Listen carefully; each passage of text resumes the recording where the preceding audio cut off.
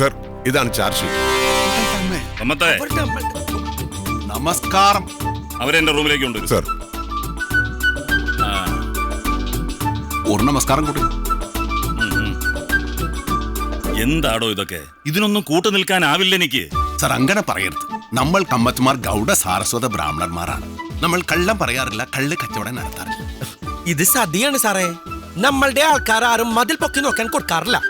ആരോ ഓർക്കേക്കണി നമ്മൾ അതിൽ പെടാൻ കൊടുത്തു. സത്യമായിരിക്കാം, പക്ഷെ തെളിവുകളൊക്കെ നിങ്ങൾക്കെതിരാണ്. ആ കള്ളം പത്രോസ് അവന്റെ മൊഴിയിൽ തന്നെ ഉറച്ചു നിൽക്കുന്നു. അയാൾ ഒരു കള്ള തിരുമാലിയാണ് സാർ. അയാളെ നോക്കി ഒന്ന് കണ്ണു ഉരുട്ടിയാൽ മതി, സംഗതി പറയാൻ കൊടുക്കും പുറത്ത്. ക്വസ്റ്റ്യൻസ് ചെയ്യാൻ കൊടുക്ക സാറേ. അവ സത്യ പറയും.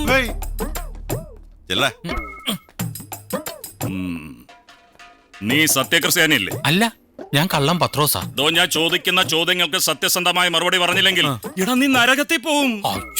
നീ സത്യം പറ, സെക്രട്ടറിയുടെ വീടിന് ആരാ കല്ലെറിഞ്ഞ്? ഈ കമ്മത്ത് സാറ്. വെങ്കിട്പതി സാർ ഒരു ഡിവൈഎസ്പി ആണ്. നിങ്ങളെയാണോ കള്ളന്മാരെ ചോദ്യം ചെയ്യാൻ കൊടുക്കുന്നത്? അങ്ങനെ ചോദിച്ചാൽ കള്ളന്മാർ സത്യം പറയില്ല. അതിന് വേറെ പണിയുണ്ട്. അയ്യോ, സത്യം പറയാൻ കൊടുക്കുന്നതാണ് തനിക്ക് നല്ല. അയ്യോ, ഇല്ലെങ്കിൽ തന്റെ തല പൊട്ടിച്ചെതറും.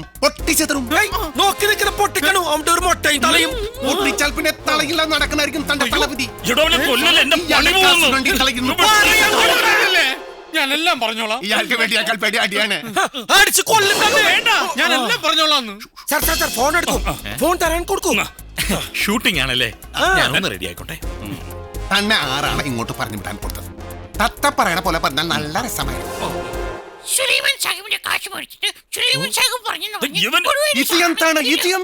തത്ത പറയുന്ന പോലെ പറയാൻ പറഞ്ഞു. നടന്നതെല്ലാം ഞാൻ പറയാം. സുലൈമാൻ സാഹിബിന് വേണ്ടിയിട്ട് കൗൺസിലർ കൊഴുവേലി സാറാ എനിക്ക് കാശ് തന്നത്. പോലീസ് പിടിക്കുന്നത് വരെ അവിടെ തന്നെ നിൽക്കണമെന്നും പോലീസ് ചോദിച്ചാൽ കമ്മത്തിന്റെ പേര് പറയണമെന്നും കൊഴുവേലി സാറ് പറഞ്ഞിരുന്നു.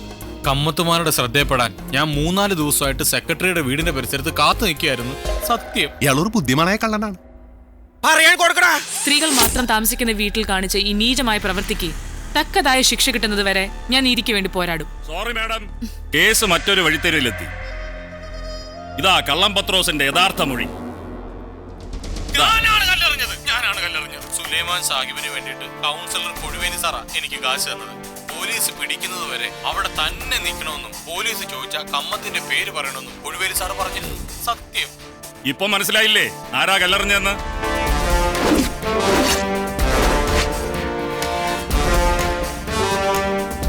ബഹുമാൻപ്പെട്ട കൗൺസിലറും ബഹുമാൻപ്പെട്ട സുലൈമാൻ സാഹിബും ഒന്ന് മുന്നോട്ട് വരാൻ കൊടുക്കണം. ഒരു കാര്യം കൂടെ കാണിക്കാനുണ്ട്. കൊണ്ടുവരൂ. ഇത് നമ്മളുടെ ഹോട്ടലിൽ 24 മണിക്കൂറും റെക്കോർഡ് ചെയ്യുന്ന CCTV ക്യാമറ കാഴ്ചകളാണ്. ഒന്ന് കാണാൻ കൊടുക്കൂ. ഇത് തെളിവല്ലേ? തെളിവ്.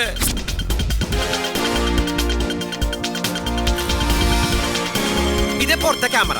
ഇനി അകത്തെ ക്യാമറ വേറെയുണ്ട്.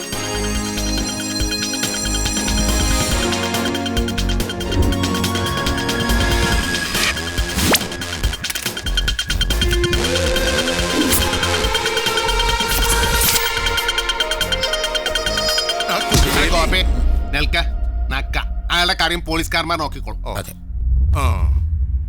പണി നിങ്ങൾക്ക് ഞാൻ വെച്ചിട്ടുണ്ട്.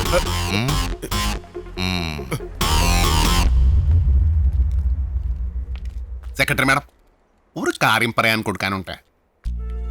നമ്മൾക്ക് മാഡത്തിനോട് ഒരു ശത്രുതയുമില്ല. ശത്രുത ഉണ്ടായിരുന്നെങ്കിൽ ആ കള്ളൻ പത്രോസ് കല്ലെറിഞ്ഞപ്പോൾ നമ്മൾ കൈകൂട്ടി സിറിച്ചാണേ 2 കൈയും. അയാൾപ്പക്കമല്ലട പോയി സഹായിക്കെന്ന് പറഞ്ഞു വിട്ടത് നമ്മളുടെ അമ്മയാണ്. നമ്മളെ പോലീസ് പിടിച്ചുകൊണ്ട് പോയപ്പോൾ ആ അമ്മയുടെ കണ്ണിൽ നിന്ന് ഒരു കണ്ണുനീർ വന്നു. മാഡം ആ കണ്ണുനീരിന് ഉത്തരം പറയാൻ കൊടുത്താൽ മതി. നമ്മളോട് വേണ്ട ഏസ് പറഞ്ഞോണ്ട് മാഡത്തിന് പോകാൻ കൊടുത്തോളൂ.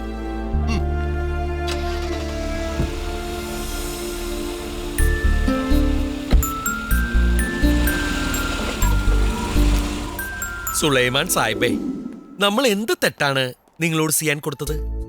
നമ്മൾക്ക് കച്ചവടം ചെയ്യാൻ ദോശയും ഇഡ്ലിയും സാമ്പാറും ഒക്കെ അല്ലേ ഉള്ളൂ. നിങ്ങൾ മുസ്ലിംസ് ആണ് ഈ ലോകത്ത് ഏറ്റവും കൂടുതൽ ആഹാര സാധനങ്ങൾ ഉണ്ടാക്കാൻ കൊടുക്കുന്നത്. നിങ്ങളുടെ ബിരിയാണി, നെയ്സോറ്, പത്തിരി, മട്ടൻ കറി, ഉണ്ണക്കായും ഒക്കെ മറ്റൊരു ജാതിക്കും അവകാശപ്പെടാൻ പറ്റില്ല. സത്യസന്ധമായി കച്ചവടം ചെയ്യുന്ന എല്ലാ ഇസ്ലാമിന്റെ കടയിലും മറ്റു ജാതിക്കാരുടെ വലിയ തിരക്കല്ലേ. അവർ വരാൻ കൊടുക്കണ്ടല്ലോ. അതറിയാമല്ലോ സാഹിബിന്. സാഹിബെ, 10 ദിവസം ബിരിയാണി തിന്നുന്നവൻ ഒരു ദിവസം ദോശ കഴിക്കാൻ കൊടുക്കട്ടെ. ഒരു ചേഞ്ച് നല്ല രസമായിരിക്കും. സാഹിബിന്റെ തൽസരി ബിരിയാണി വെള്ളം നമ്മുടെ ദോശയ്ക്ക് പറ്റില്ലല്ലോ. പിന്നെ ആ തിരുമേനി നിങ്ങൾക്ക് സ്ഥലം തരാൻ കൊടുക്കാത്തത് ശത്രുത കൊണ്ടല്ല. അവിടെ ഒരു പ്രതിഷ്ഠയുണ്ട് ഉണ്ണി ഗണപതി. അതിൽ അന്യ സമുദായക്കാർക്ക് വിശ്വാസം കാണില്ല എന്ന് വിചാരിച്ചിട്ടാണ് പാവൻ അത് നിങ്ങൾക്ക് തരാതെ നമ്മൾക്ക് തരാൻ കൊടുത്തത്. അല്ലേ? പാവമാണ്.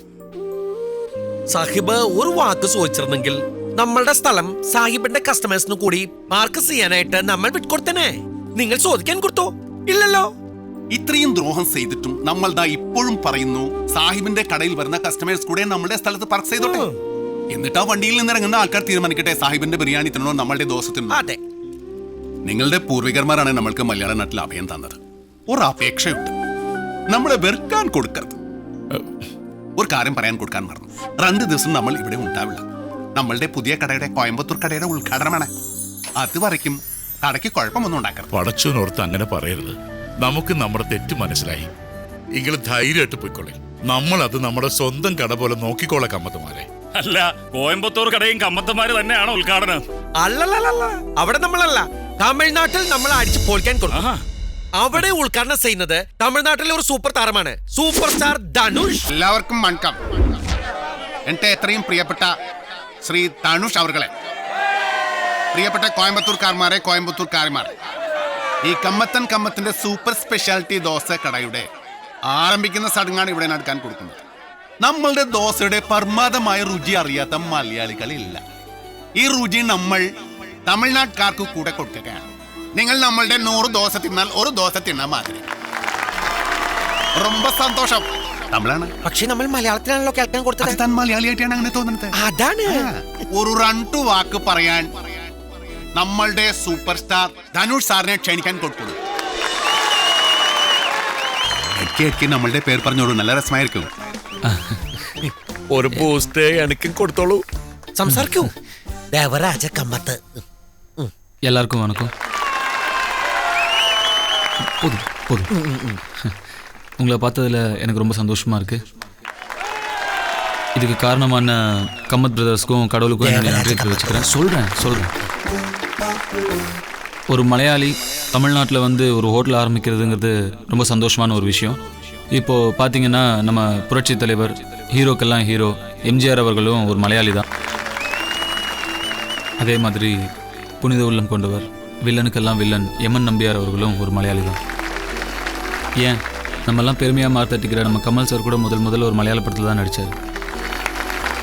கம்மத் பிரதர்ஸோட ஹோட்டல் கேரளாவில் ரொம்ப ஃபேமஸான ஒரு ദേവരാജ കമ്മത്ത്. சொல்கிறேன். கம்மத் பிரதர்ஸோட ஹோட்டல் கேரளாவில் ரொம்ப ஃபேமஸான தலப்பாக்கட்டு பிரியாணி, திருநெல்வேலி அல்வா, ஏன் நாயர்கடை சாய் மாதிரி இந்த கம்மத் பிரதர்ஸோட தோசை கூட ஃபேமஸ் ஆகிடும்னு நினைக்கிறேன். ராஜராஜ கம்மத், ஓகே. தேவராஜ கம்மத், ஓகே. இவங்க 2 பேரும் சேர்ந்து ஆரம்பிச்சிருக்க இந்த ஹோட்டல் ரொம்ப சக்ஸஸ்ஃபுல்லாக வரணும்னு கடவுளை வேண்டிக்கிறேன். கம்மத் சார், எனக்கு ஒரு ஆசை, ஒரு மலையாள படத்தில் நடிக்கணும்னு. யாராவது சினிமாவில் ஃப்ரெண்ட்ஸ் இருந்தால் சொல்லுங்கள். നമ്മൾക്ക് നോക്കിയാലോ? டைம் நல்லா இருக்கு. ஸோ ஹோட்டலை இனாகிரேட் பண்ணிடலான்னு நினைக்கிறேன். സിസ്റ്റേഴ്സ്, ഇവിടെ നമ്മൾ കത്രിക കൊണ്ടല്ല ഉദ്ഘാടനം നടത്തുന്നത്. ഇവിടെ നമ്മൾ ഒരു ദോശ സുട്ടിട്ടാണ് ഉദ്ഘാടനം നടത്തുന്നത്. മൂർത്തി, ദോശയുടെ സെറ്റപ്പ് കൊണ്ടുവരാൻ കൊടുക്കണോ?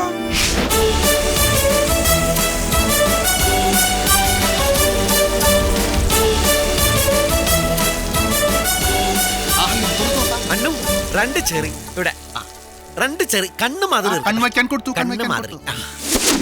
ആഹാ, ഇതാണ് നമ്മളുടെ ധനുഷ് സ്പെഷ്യൽ ദോശ. മെലിഞ്ചിരിക്കുന്നത് കൊണ്ടാണോ? അയ്യോ, അങ്ങനെ അല്ല. കണ്ടാൽ കണം കുറവായിരിക്കും, പക്ഷെ കളിച്ചാൽ നിങ്ങളുടെ മാതിരി നല്ല ജോറായിരിക്കും. പാട്ടെല്ലാം വരും. കൊൾബരി കൊൾബരി.